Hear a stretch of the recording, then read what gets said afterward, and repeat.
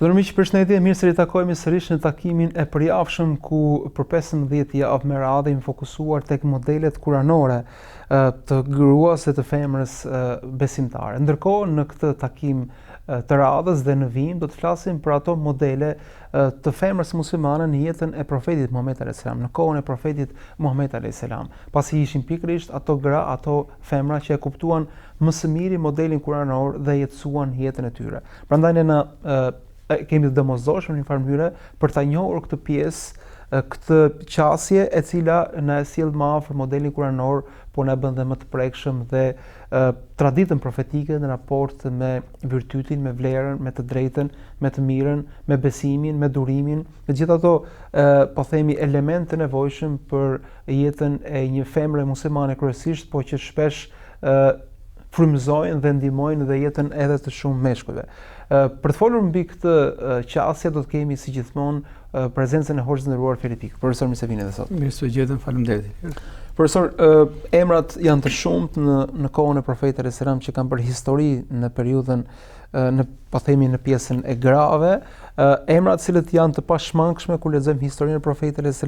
kur duam të nxjerrim mësime, kur duam të nxjerrim virtyte. Ne po e nisim me Hadixhen, me bashorten e profetit a.s. e cila është konsideruar dhe një prej zonjave të xhenetit. Kush është Hadixha në historiografinë islame në formëre? Me emrin e Zotit mëshirues, mëshirbërës, mëshirplot, në historitë kuranore ose në modelet kuranore në lidhje me gruan tentuam të nxjerrim në pa atë rol të madh gjatë historisë njerëzore dhe sidomos gjatë historisë së profetëve që kanë mbajtur gratë, për të treguar të gjithë grave se ata kanë vlerë të madhe tek Zoti kur specifikat e tyre, kur mundësitë e tyre të gjitha i nënshtrojnë pikërisht në rrugën e besimit, në rrugën e vlerave, por kemi thënë që ndoshta përkthimi më i mirë i këtyre historive apo i këtyre marrëdhënieve është jeta e profetit Muhammed a.s. sepse profetët janë zbatuesit më të mirë të vlerave hyjnore. Janë, po themi, ata ekzekutuesit më të mirë të atyre raporteve që ne mund t'i shpjegojmë teorikisht, por kur vim tek praktika ndoshta dhe vetë ne që i shpjegojmë, çalojmë dhe kemi mangësi. Atëherë kemi thënë që janë dy anët e së njëjtës monedhe, janë historitë frymëzuese të Kuranit famulart në lidhje me gratë, në lidhje me vlerat e tyre, dhe e dyta është marrëdhëniet që ka ndërtuar profeti Muhammed a.s. me gratë, sa ka qenë ai gjallë në jetën e tij, çfarë vlerash kanë patur pikërisht to gra, që quhen ndryshe gra rreth profetit, gra në jetën e profetit, po ashtu se si ka vlerësuar dhe si ka motivuar profeti sallallahu alaihi wasallam gratë. Kjo është shumë e rëndësishme. Prandaj kjo pjesa tjetër ana tjetër e monedhës është jashtëzakonisht e rëndësishme se ajo është modeli më i prekshëm, ose është modeli më praktik që na vjen në jetën tonë të përditshme.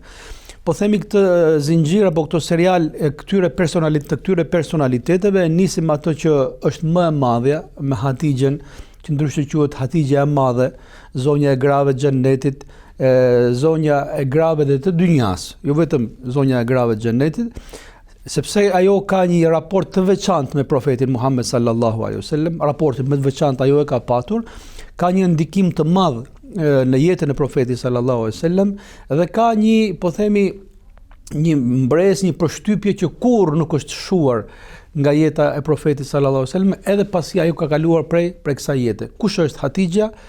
Ajo që quhet zonja e Kurajshve, po dhe zonja e grave të xhennetit. Ajo vinte nga një familje sër aristokrate e arabëve, e fisit të Kurajshve. Pra Hadixha ka qenë me status që para martesës me profetin sallallahu alaihi wasallam. Ajo ka qenë pikrisht nga ato zonjat, po themi, të lira që merre me tregti, merre me biznes, ishte mjaft e zgjuar dhe shumë njerëz dëshironin të punonin për Hadixhen, e thënë ndryshe ishte një biznesmene jashtëzakonisht e suksesshme, shumë e aftësh dhe shumë e zgjuar, por nga që nuk bënte dot ajo udhimet e tregtisë, shpesh herë merrte, po themi menaxher, të cilët ja kryenin asaj detyrën e tregtisë. Kështu njihej Hatixha, ishte personi që kishte status të madh edhe social, po kishte status dhe financiar tek kurejshet, tek arabët asaj kohe. Ishte tregtare me emër, nëse mos themi. E njohur, ishte tregtare e njohur, edhe mbi gjitha ishte një tregtare shumë e mençur. Dhe shumë njerëz kishin dëshirë të punonin për Hatixhën. Pasi thuaç ai kishte provuar disa menaxher në jetën e saj, në punën e saj. Kaderi i Zotit, caktimi i Zotit çon që një nga këta njerëz që do të menaxhojnë biznesin e saj, një prej karvanëve të biznesit të saj është vetë profeti Muhammed sallallahu alaihi wasallam. Po që përpara Islamit, Hatixha është modeli atyre grave të lira, grave që kanë iniciativën, që kanë biznes, po që kanë dhe aftësitë për të drejtuar dhe për të menaxhuar. Dhe këto ishin shumë të ralla, sepse në një kohë dhe një terren ku femra dhe gruaja po themi dekurajohej që të merrte iniciativë, Hatixha po themi krijon sukses në një terren ku rrethanat ishin dekurajuese. Në përmirë pasi ne kemi thënë që në atë kohë femra konsiderohej ndoshta dhe si mallkim për familjen. Po, Hatixha bën përjashtim në këtë. Hatixha dhe disa ndoshta zonja të tjera bëjnë përjashtim. Ajo vinte nga një familje, po themi aristokrate, po ashtu dhe jeta e saj, eksperjenca e saj kishte bërë që ai ta ruante pikërisht këtë lloj statusi në shoqëri, derisa u njoh me ato që zonja e grave të kurejshve, ose me ato që u njoh e tahira, e pastra, do të thënë e pastër në cilësitë e saj, e pastër në tregtinë e saj, e pastër në marrëdhënie me njerëz të tjerë. E thash ishte personi që kishin shumë njerëz dëshirë që të kalonin jetën me të, pra ta kishin bashortë atë, siç kishte edhe shumë njerëz që kishin dëshirë të punonin për Hatixhën. Kjo ishte, po themi, ky ishte personi, eksperienca, historia e këtij personi që më vonë do të jetë njeriu krahu i djathtë i profetit Muhammed sallallahu alaihi wasallam në, po themi, pjesën më të rëndësishme të jetës së tij. Ndërkohë duket ose nuk e di sa e saktë është që në këtë martesë është Hatixha ajo që pikas, po themi, cilësitë e profetit Muhammed sallallahu alaihi wasallam si njeri të moralshëm, të drejtë, të sjellshëm, vizionar, pra duket sikur është e vëmendshme dhe në këtë aspekt, pra nuk i shpëton asnjë gjë në këtë dimension. Po, është transmetuar që Hatixhën kishte shumë njerëz që e kërkonin të ishte bashorte, më thënë tyre shumë njerëz, po thënë çonin njerëz, ndërmjetësonin, sepse thash ishte një njerëz që kishte bashkuar mes mendjes së pjekur, mes statusit të lartë në shoqëri, po edhe mundësive të mëdha financiare. Mirë po, një nga udhimet, po themi tregtare që ajo dërgonte her pas here në tregti, çon caktimi i Zotit që profeti Muhammed sallallahu alaihi wasallam, që atko ishte djalë oshiri, ishte rreth moshë 25 vjeç, i njohur për cilësitë e tij, i pastër, i besniku, kishte bërë edhe më përpara udhime, po themi për tregti, se marr pjesë në karavanet të tregtisë, por si shoqëruesi i xhaxhallarëve të tij. Atëherë Hatixha me shërbëtorën e saj, që quhet Mejsere, dërgon Muhammedin sallallahu alaihi wasallam si menaxher të biznesit të tregtisë së saj.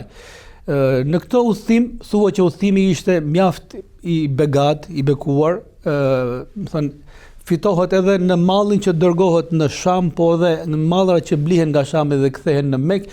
Ishte një udhim i komplet ndryshe dhe i bën përshtypje Hatixhës sepse fitimi ishte shumë i madh, ndryshe nga herët të tjera. Domethënë kur Zoti do diçka i jep ato sinjalet dhe shenjat e veta.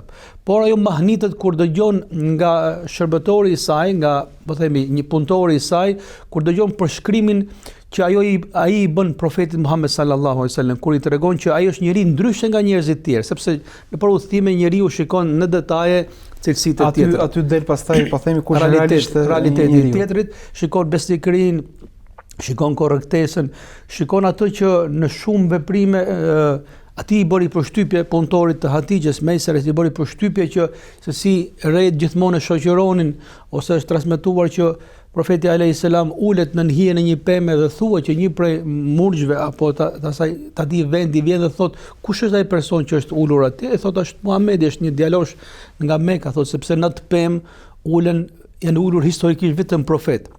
Pra të gjitha këto shenja të marra gjitha së bashku, kur ajo e shpjegonte Hatixhes, ajo ishte grua e mençur, ishte grua e zgjuar. Nuk është se e pa thjesht nga përfitim monetar këtë udhëtim, po kur ja shpjegoi këto lloj cilësish që ajo i njihte burrat, i njihte njerëzit, i njihte edhe çfarë vlerash kanë, kur e dëgjoi këtë, ishte ajo që ju vetë ofrua profeti sallallahu alaihi wasallam për martesë. Pra, nga një grua që e kërkonin njerëzit, aristokratët, pasanikët e kërkonin dhe ajo refuzonte, në një grua që vetë ofrohet dhe i dërgon fjalë profeti sallallahu alaihi wasallam që ai të jetë bashorti i saj.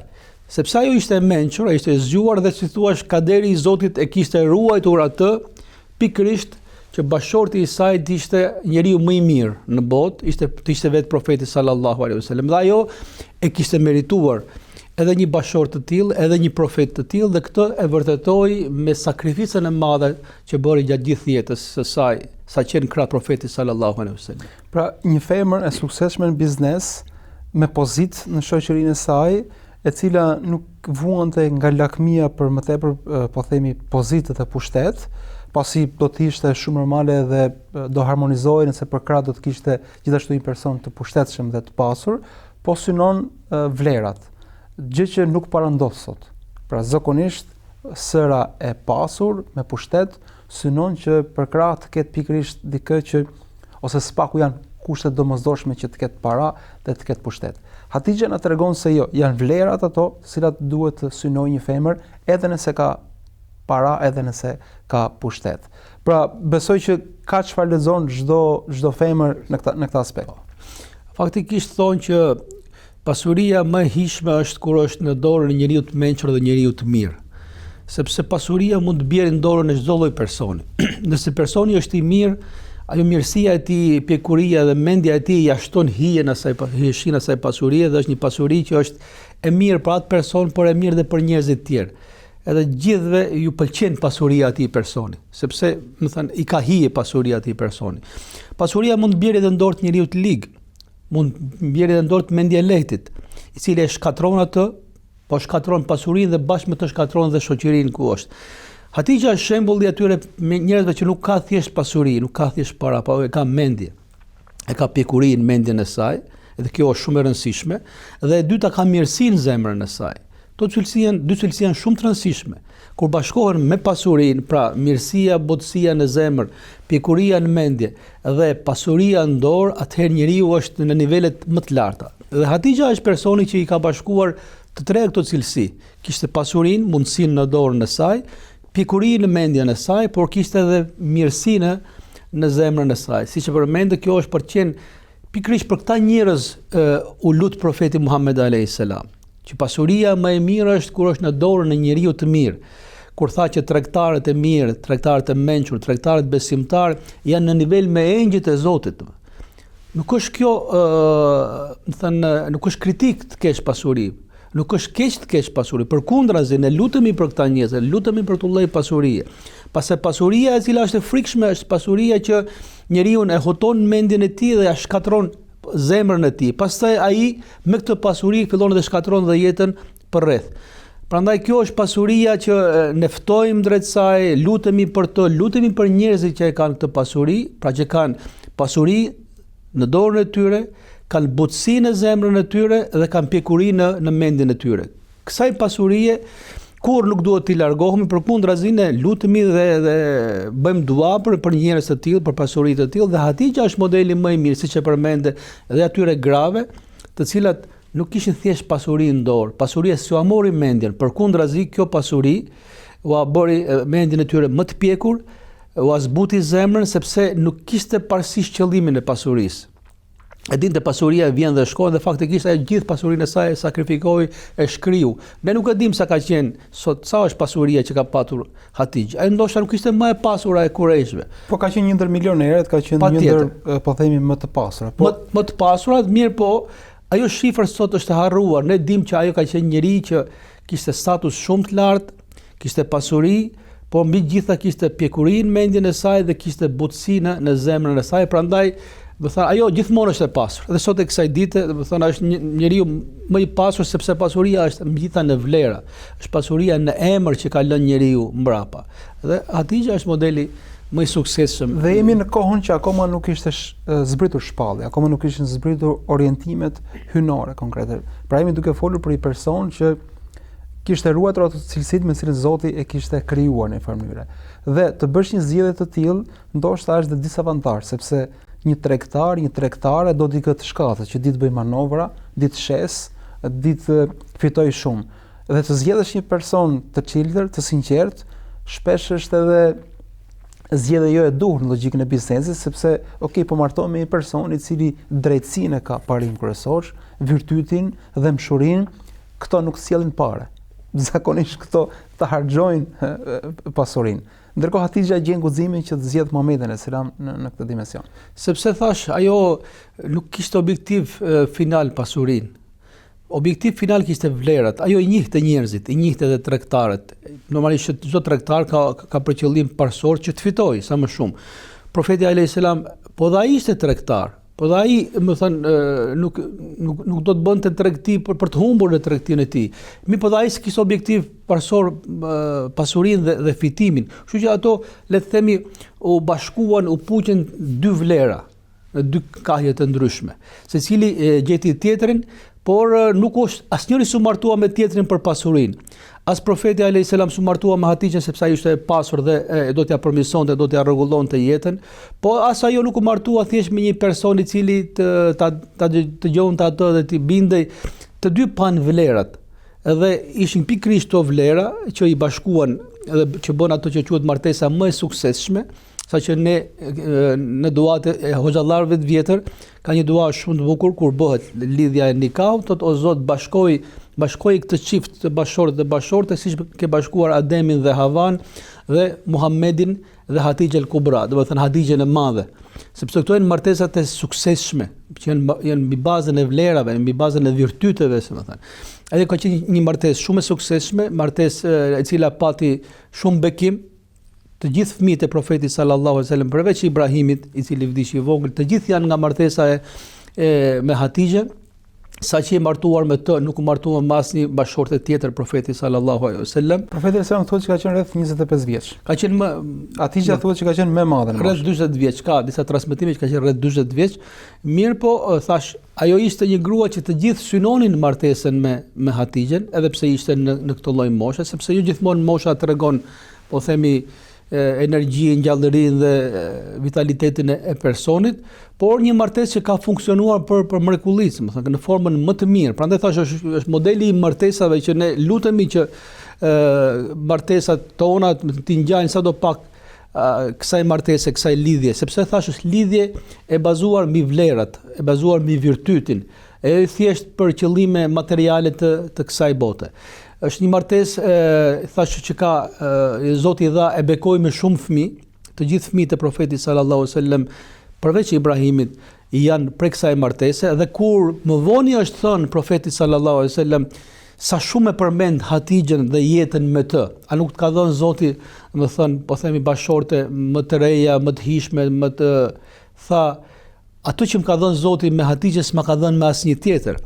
E tha, ishte ajo e cila qëndroi me mua kur njerëzit më refuzuan. Ishte ajo që më mbështeti mua kur njerëzit më përgënjeshtruan. Ishte ajo që ndau jetën e saj, pasurinë e saj kur njerëzit më privuan dhe Zoti mua prej saj më dha fëmijë dhe nuk më dha prej të tjerave. Askush nuk krahasohet me Hatixhen. Pra është një martesë e cila është e pavdekshme edhe pas vdekjes. Dhe këto janë martesat që janë modelet e martesave, sepse jeta mund ta çojë njeriu sot në lloj, më thënë, caktime, në lloj kaderësh, por këto janë lidhje të pashkputshme. Prandaj Hatixha është zonja e grave të xhenetit, sepse ato nuk e harroi profeti sallallahu alajhi wasallam, qoftë për një ditë vetme, edhe pse jetoi shumë pas vdekjes së Hatixhës, nuk e harroi në asnjë moment, dhe ajo është zonja e grave të xhenetit. Pra ka lënë gjurmë të pashlyeshme jo vetëm në jetën e profetit sallallahu alajhi wasallam, por gjithë historinë islame. Ndërkohë kjo martesë është dhe një argument i fortë për gjithë atë, po themi, tymnaj që u ngrit nga po themi shkolla të ndryshme orientaliste për të nxjerrë figurën e Profetit alayhis salam si njeri me dobësi, si njeri epsharak etj etj. Pra ai vjen në moshën 25 vjeç, që për arabët ishte një moshë ndoshta jo shumë e hershme, por ndoshta e madhe për martesë. Për Profeti alayhis salam martohet 25 vjeç, ndoshta Hatixha më e madhe. Pra nuk është cilësia e njerëzve që vuajnë po themi nga dobësi epsharake. Totalisht e kundërta vjen në këtë rast. Është krejtësisht kush e njeh, kush e lexon jetën e Profetit sallallahu alajhi wasallam me po themi objektivitet, me pastërti, ai do të shikojë, do të gjejë në këtë jetë njeriu, jetën e njeriu që është ka vlerën parsisht, ka virtytin, ka epshin, ka po themi lidhjen me Zotin. Unë them që kjo martesë është treguesi më i qartë, siç e përmendë, që këtu ke të bësh me njëri të kulluar që është mbi gjitha standardet, jo thjesht arabe, po dhe gjithë botës, njëri i cili Zoti po themi ja rezervoi që ai bashortja e tij të ishte po ashtu njëri me shumë vlera, me shumë cilësi, se po të ishte njëri që kishte objektiv pikërisht bukurinë apo moshën, nuk këto kishte pranuar një martesë të tillë, por thuhet që Profeti sallallahu alajhi wasallam ofertën e Hatixhës e pranon me shumë kënaqësi dhe kur shkon edhe ja thot xhaxhallarëve të tij, sepse ai nuk kishte prindër, e thot xhaxhallarëve të tij dhe ata pritën me shumë kënaqësi. Ata pranonin për nipin e tyre një martesë, po themi nëse do të ishte një martesë e cila do të ishte në dëm të nipit të tyre, pranuan u mahnitën, u çuditën si ka mundësi që Hatixha vetë domethënë e ka ofruar një martesë të tillë. E pranuan të gjithë me kënaqësi, sepse e dinin statusin dhe vlerën e Hatixhës. Prandaj them është Zoti ai që i rezervon. Është një harmoni vlerash, një bashkim vlerash, dhe u konkretizua me një familje me vlera dhe u konkretizua me një lidhje që është e pavdekshme. Sepse është lidhja që nuk shkputet asnjëherë për të na lënë të gjithëve ne sot një model. Se si ndoshta me statuse të ndryshme, ndoshta me mosha të ndryshme, po kur bashkohen vlerat nuk ka më gjë që i ndan këto lidhje dhe këto martesa. Dhe do të vi me njëherë dëshmia madhore po themi e virtyteve të Hatixhës, kur vjen momenti më i rëndësishëm që është shpallja. Po bëjmë një shkputje shumë të shkurtër dhe rikthehemi këtij momenti kulminant. Por më shihemi pas pak në pjesën e dytë.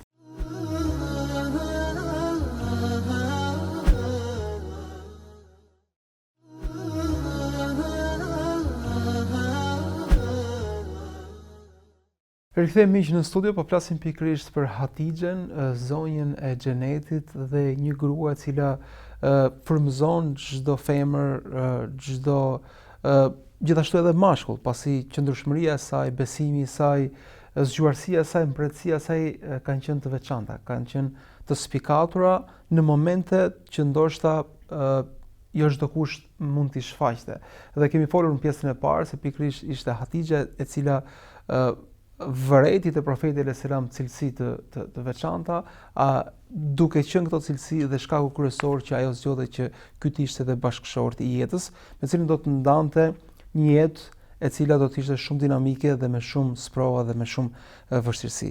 Dhe ne thamë profesor që martesa e Profetit alayhis salam me Hatixhen ka qenë një martesë e bazuar në vlera, në mbretësi, në zgjuarësi dhe jo në interesa materiale. Pasi Hatixha nuk kishte interes, po themi, të martohej me një njeri jo të pasur, pasi u thatë se kishte patur kërkesa të vazhdueshme nga paria, po ndërkohë dhe Muhamedi alayhis salam si një mashkull, ndryshe nga që paraqesin, po themi, historiografit dashakeqëse her pas here, zgjedh një femër e cila ishte më e madhe në moshë, për shkak të vlerave që ka parë tek ajo. Ndërkohë, pikërisht frutet e kësaj martese do të shfaqen në momentin më kritik. Është momenti kur Profeti alayhis salam i vjen shpallja. Si reagon Hatixha në këtë rast? Cili është roli i saj në këtë moment deciziv të jetës së Profetit Muhamedit alayhis salam? Shpalljet janë fenomene patjetër që janë mrekulli, janë fenomene që është Zoti ai që i zgjedh se ku do të ndodhin dhe si do të ndodhin, me çfarë personazhe do të ndodhin. Në përgjithësi, kur njeriu i ndodh një ngjarje e vështirë, e rëndë, e jashtëzakonshme, besnikëria, afrimiteti, mbështetja e bashkëshortëve duket pikërisht në ato momente. Ajo që ndodhi ishte një ngjarje e jashtëzakonshme. Profeti sallallahu alaihi wasallam, siç është transmetuar 6 muaj përpara se të vinte shpallja, çdo ëndër që shihte në darkë i dilte e vërtet nesër në mëngjes. Kjo ishte tregues që, si thosh Zoti, po e përgatiste për një fazë tjetër. Po ashtu është transmetuar që atij ju bë e dashur largimi nga zhurma e përditshme e Mekës dhe distancimi prej kësaj jete dhe qëndrimi me vetveten e tij. Prandaj shkonte shpesh herë në shpellën Hira, e cila për ata që e dinë është goxha larg Mekës, duhet shumë kohë për të mbritur dhe shumë mundi madh për të mbritur deri atje. Pra është edhe larg, po është edhe lart. Edhe lart. Pra është e mundshme edhe ngjitja maja patjetër. Edhe ata që ka shkuar sot në kushte shumë, po themi, komode, përsëri duhet shumë mund për të ngjitur deri atje, jo më duke llogaritur edhe distancën që është nga Meka. Dhe profeti sallallahu alajhi wasallam qëndronte nganjëherë me net të tëra, qëndronte. Zakonisht kjo rasiste në muajin e Ramazanit. Nganjëherë shoqëronte Hatixha, rinin të dy bashk, nganjëherë shkonte vetë profeti sallallahu alajhi wasallam. Një prej këtyre herëve që ishte muaji i Ramazanit dhe nata e Kadrit, profeti sallallahu alajhi wasallam shkon, por aty ndodh pikërisht ai moment që është momenti më i rëndësishëm në historinë njerëzore, të gjithë njerëzimit, është kur Xhibrili alayhis salam i shfaqet atij dhe e shtrëngon fort fizikisht në trup edhe i thot lexo. Profeti sallallahu alajhi wasallam thot nuk lexoj, pra sepse nuk dinte shkrim dhe lexim. I thot për së dyti po ashtu, i thot për së treti po ashtu, pastaj i zbret 5 ajetet e para të surës Alaq, lexo me emrin e Zotit tënd i cili krijoi çdo gjë, dhe në fundin e 5 ajeteve. Pas këtij momenti shkputet Xhibrili alayhis salam prej shpellë, mirë, po kjo ngjarje ishte ngjarje jashtëzakonshme. Pra moment tronditës. Jashtëzakonisht tronditës, dhe unë nganjëherë përmend argumenti më i fortë që profeti sallallahu alajhi wasallam kur se ka pretenduar profetësinë, ndryshe nga mundohen të thonë ata njerëz që, më thonë, kjo është një pretendues, është thjesht një person që i aturbon vetes së tij cilësinë e profetësisë, sepse po të kishte qenë duke e pritur një moment të tillë, ai nuk do të trembej dhe nuk do të surprizohej. Por surpriza e tij është kaq e madhe, e trembet shumë, ka frikë se mos i ka ndodhur diçka, domethënë fizikisht mos i ndodh ndonjë smundje, ndonjë e keqe, dhe thua që profeti sallallahu alajhi wasallam kthye me nxitim të madh në Mekë. Imagjino me çfarë nxitimi është kthyer dhe kishte ikur edhe ngjyra e fytyrës. Atëherë i pari person që ballafaqohet, dhe kjo është pjesë e kaderit të Zotit, ishte pikërisht Hatixha, bashortja e tij, e cila kishte qenë duke e kërkuar atë. Edhe i tha, kam frikë, tha se më ka ndodhur diçka, dhe ja tregoi historinë çfarë kishte ndodhur në shpellë. Ky është momenti mjaft delikat, po ky tregon realisht kush ka qenë Hatixha. Kur dëgjoi këtë histori, tha mos u trem, mos u frikso, se Zoti ty nuk të bën keq. Pasi profeti sallallahu alajhi wasallam kishte frikë se po i ndodhte një e keqe. Ai kur dëgjoi këtë, dhe kur e dinte se kush është bashorti i saj, dhe kjo është elementi i rëndësishëm, kishte pasur mjaftueshmëri kohë ajo për të njohur vlerën dhe metalet fisnike të bashortit të saj. Tani jo çdo mashkull, po themi, traumat e veta ja tregon bashortës së vet, të mos trauma që duken të çuditshme, që dikush mund të thotë tash me det që na gjet me histori, po merr më shtrëngoj dikush, pra janë, po themi, momente që vetë profeti sallallahu nuk ishte i qartë. Duket që Hatixha ka qenë një derë hapur, një derë e sigurt për profetin sallallahu, dhe ndoshta me siguri më e sigurta dhe ku ai gjente qetësi, që tregon këtu një veti dhe një cilësi të lartë. Po shumë saktë, sepse Hatixha gjithmonë ka qenë një streh i sigurt, por edhe marrëdhëniet bashkëtorë kanë qenë aq të çiltra, aq të hapura, saqë ata i tregonin njëri tjetrit pikërisht edhe këto momente që mund dukeshin ndoshta edhe momente dobësie. Por këtu është, po themi, zgjuarësia intuita e Hatixhës dhe ajo shpirti i pasur që kishte, i tha ti mos u trem, mos u frikso, se Zoti ty nuk të bën keq. Pra, ai i besonte Zotit, Zoti ty nuk ka për të bërë keq, nuk ka për të ndodhur ty gjë e keqe, dhe i nxorën pa disa cilësi, që dietarët bazohen te këto cilësi për të treguar se kush ka qenë realisht profeti sallallahu alaihi wasallam në Mekë përpara se të bëhej profet, dhe për të treguar se kur njerëzit kanë cilësi dhe vlera të mëdha, atyre Zoti ata Zoti do t'i ruaj me një formë e me një tjetër. Tha ti je ai që ndihmon jetimin, ti ai që je të varfrit dhe fukaraj, ti ai që pret mikun, ti ai që nuk pret që dikush kërkojë ndihmë dhe më njëherë vrapon ta ndihmosh, ti ai që s'kthen mbrapsht borxhliun. Kto janë vlera, kto janë cilësi, janë të rralla dhe janë shumë fisnike dhe janë kaq të thella saqë Zoti nuk i bën dëm, në thonjza i ruan dhe asnjëherë nuk i braktis njerëz të tillë. Pra kjo është ngushëllimi i parë që i bëhet profetit sallallahu alaihi wasallam. Kjo është, po themi, nuhatja dhe intuita e parë e Hatixhes që kupton që kjo ngjarje nuk është ngjarje normale. Bashortit e saj jo thjesht nuk po i ndodh një gjë e keqe, por ajo shikon që këtu është një diçka e madhe që po ndodh jo thjesht për ata dy, po ndodh për gjithë njerëzimin. Pra Hatixha në këtë rast ato fjalë që ja tha profeti alayhis salam i beson të vërtet. Pra nuk ja tha thjesht si një moment për ta inkurajuar dhe për që të kaloj frikën, për të kaluar momentin apo frikën. Pra ajo vërtet ishte e bindur se profeti alayhis salam i kishte këto virtyte. Dhe transmetohet gjithashtu që duke qenë se i besonte këtyre, mendonte se vërtet diçka e madhe po prej Zotit dhe me urësi të mëdha po i ndodh profetit alayhis salam. Dhe menjëherë ajo e çon tek kushuriri i vet i personit i cili kishte po themi një uri nga librat e mëparshëm. Pra e vlerësoj këtë dhe e pasoj duke bërë maksimumin e saj. Po të kishte qenë thjesht që ajo dëshironte të ngushëllonte bashortin e saj, si shpeshherë ndodh mes nesh kur dikush ka frikë, panik, mundohemi ta qetësojmë, ta ngushëllojmë, po jo ta arsyetojmë, jo të gjejmë zgjidhje. Por nuk e thaj se kalon. Mund të kishte qenë thjesht, mirë po hapi i dytë që hedh Hatixha është tregues që ajo shikon që këtu ka një shenjë të madhe, nuk është thjesht një diçka që i ka ndodhur dhe një moment frikë që duhet të kalojë apo një iluzion. Edhe i thot, eja të shkojmë tek Waraka. Waraka ibn Naufel ishte i afërmi i Hatixhes, ishte nga ata njerëz që kishte lexuar rreth librave të shenjtë, në atë kohë ishte i krishterë, sepse siç dihet mekasit ishin politeist, edhe pse besimi në Zot ekzistonte, por besonte ekzistonte në formë një besimi politeist. Ata që ishin monoteist ishin hebrejt dhe krishterët që ishin rreth rrotull gadishullit arab, dhe ai thot ai din, i njeh librat e shenjtë, shkrimet e shenjta. T'ia tregojmë atij, se ndoshta ai na orienton dhe me vërtet ashtu ndodhi. Shkuan që të dy së bashku dhe i tha kushëririt e saj, dëgjoj se çfarë ka ndodhur Muhamedit. Kur ai dëgjon, ai patjetër që ishte më i lexuar, më i orientuar, kur dëgjon tha mos u trem, tha sepse ty të ka zbritur, tha ajo drita që i ka zbritur dhe Musait. Më thënë bëri shëmbëllimi siç ndodhi Musait alayhis salam në gadishullin Sina, që u shfaq Allahu xhalla shanuhu në formën e një drite dhe i foli, i zbriti shpallën, po ashtu ka ndodhur edhe ty. Pra kjo ishte një hap shumë më përpara. Tashmë ajo frikë po kthehet në një dritë të madhe. Ty të ka ndodhur ajo që i ka ndodhur Musait, kjo është shenjë që ti je po përgatitesh për një mision të madh.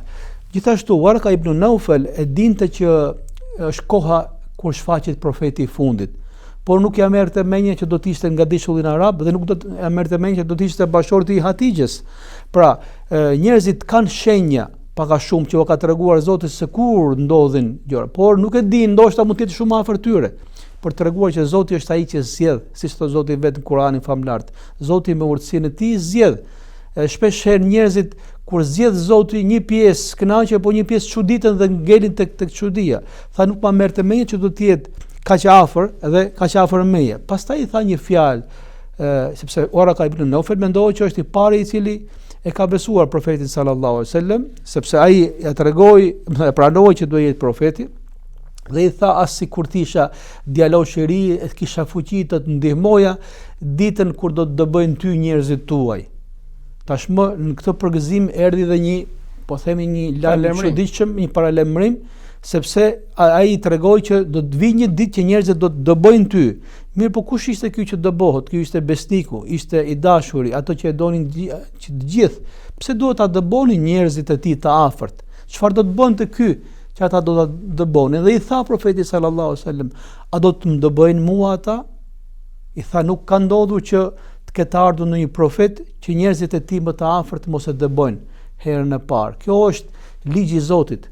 Siç Zoti ka ligjin e tij në zbritjen e profecisë, në përgjithësi ndodh që Njerëzit më të afërt janë të parë që e refuzojnë këtë, po tha po të kisha qenë i fuqishëm që të paktën të qëndroja në krah. Kjo është treguesi që ai ishte besimtar dhe ishte, po themi, nga ensarët e parë, nga ndihmuesit e parë të profetit sallallahu alaihi wasallam, sepse ishte i moshuar në atë kohë. Waraka me të vërtetë u shkoi shumë gjatë, ai ndroi jetë, por roli i Warakas është zakonisht i rëndësishëm. Po ndërkohë ai lajmi ishte lajm edhe për Hatixhen, pra se do të dëbohej profeti Muhammed alayhis salam, të njëjtin fat do të kishte edhe bashkëshortja e tij. Pra duket sikur në momentin më decisiv Hatixha merr frerët e situatës.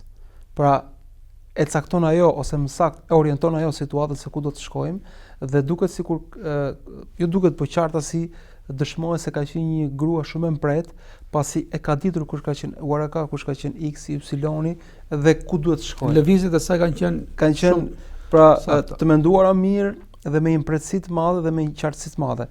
Çka mund ndodhte kundërta? Mund të përfshirë ajo në panik më shumë se sa bashkëshorti i vet. Përgjithësi ashtu ndodh. Çfarë po na ndodh tashmë? Prandaj themi që Allahu xhalla shanu është ai që e ka zgjedhur një martesë të tillë, e ka zgjedhur që njeriu më i afërt i profetit Muhammed sallallahu alaihi wasallam të jetë Hatixha, dhe e ka zgjedhur që, po themi, në momentet më delikate, më decisive, ajo të nxjerrë pa pikërisht ato thesare që kishte edhe në shpirtin e saj, por edhe në mendjen e saj. Kjo e bën Hatixhen të veçantë. Jo thjesht në jetën e profetit sallallahu alaihi wasallam, por me një rol të madh edhe në historinë e Islamit, sepse Hatixha është njeriu i dytë që beson. Imagjino, direkt mas profetit, njeriu i dytë që beson është Hatixha. Kjo është një nivel që nuk e arrin dot njerëzit kollaj. Aq më tepër që ajo është një grua, për të treguar cili është roli i gruas, nëse duam. Gruaja është e dyta direkt mas profetit Muhammed sallallahu alaihi wasallam. Dhe jo vetëm thjesht e dyta, po themi, si kronologji apo si rasti, po edhe më e rëndësishmja në këto momente, pasi ruan qetësinë dhe mbretësinë për ta orientuar situatën aty ku duhet. Ne do të na duhet që të flasim sërish për Hatixhen, kështu që për shkak të minutave po mbyllim këtu takim profesor, por shpresoj që të jemi sërish së bashku javën e ardhshme me të tjera urtësi dhe xhevaire nga kjo urtësi. Zoti ju shpëlbeft. Faleminderit. Për miq, folëm në këtë emision të parë për Hatixhen, ku spikati zgjuarësia e saj, mbretësia e saj, zotësia e kësaj gruaje për të zgjedhur njeriu e duhur dhe po këtë njeriu të duhur për t'i ndëmur në krah, në mënyrën e duhur dhe në momentet më të rëndësishme dhe decisive. Ndërkohë në emisionin e radhës do të njemi me sakrificat e kësaj gruaje të zgjuar dhe besnike, sakrifica që do të bëjnë histori dhe do të ndryshojnë rrjedhën e jetës njerëzore dhe të rrjedhës historisë islame në jetën e çdo besimtari musliman. Unë falenderoj që qëndruat me ne në këto minuta, të jemi javën e ardhshme sërish së bashku me të njëjtën histori, me të njëjtën ngjarje deri atëherë kalofshi sa mirë.